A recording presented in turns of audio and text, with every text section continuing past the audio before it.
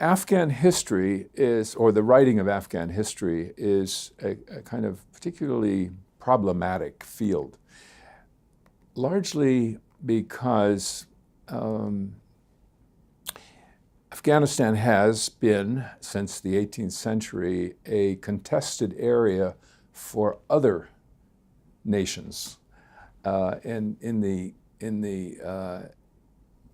18th century, at first it was the East India Company and Tsarist Russia, and Tsarist Russia remained a factor in the thinking of the British throughout the end of the 18th and throughout the 19th and into the 20th century.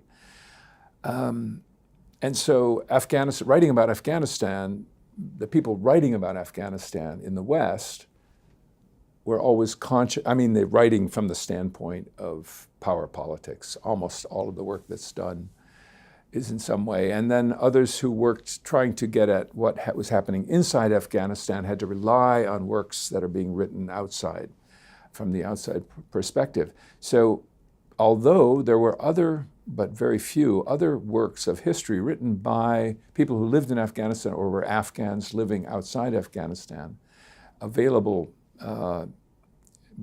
by the beginning of the 20th century, they just haven't been used by scholars.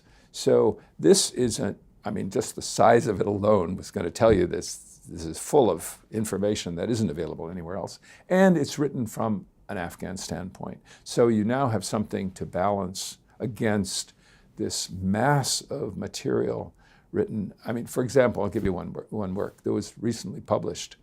I can't remember quite the title of it, and I won't mention the author's name because a book by the Princeton University Press on Afghanistan. It's a well-written book. It's a good book. There's not a single Persian source listed in an extensive bibliography, and this has to affect the way in which a work is written. So my hope is, sometime down the road, people will begin to look at this work as a major source for understanding an Afghan perspective on their own history. And that's to me, the major significance, not to mention the absolute wealth of information on the economics, the economy, society, women and their position in society, the way the state worked, the formation of state. For example, you would have a very hard time finding a book which explains with any accuracy what the government of Afghanistan really was.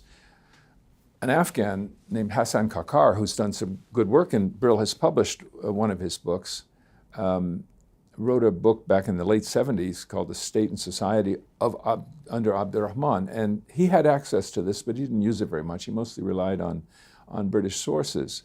And he's the best source for governmental structure and for the military and for and the bureaucracies that were formed, but nowhere near as complete or as analytic as one finds in the Siraj-e-Tawariq, the history of Afghanistan. So basically, the wealth of information and the Afghan standpoint is particularly important, I think, for this work.